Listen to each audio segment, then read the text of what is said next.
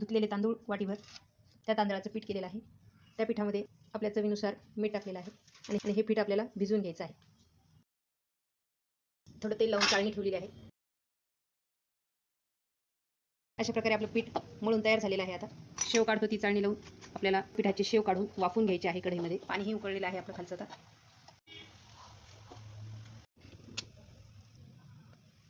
याला आता वाफ यायला ठेवून द्यायचं आहे 10 मिनिटासाठी.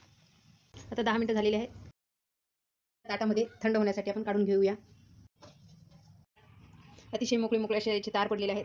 मिक्सरमधून त्याला फिरवायचं आहे. मिक्सरमधून हे काढलेले आहे आपण. यामध्ये आपण जसं उसळ करतो त्याप्रमाणे आपल्याला शेंगदाण्याचा कूट घालायचा आहे.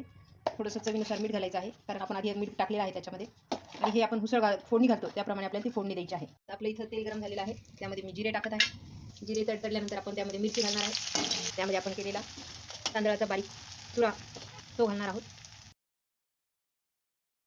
सुंदर अशी आपली तांदळाची उसळ रेडी आहे.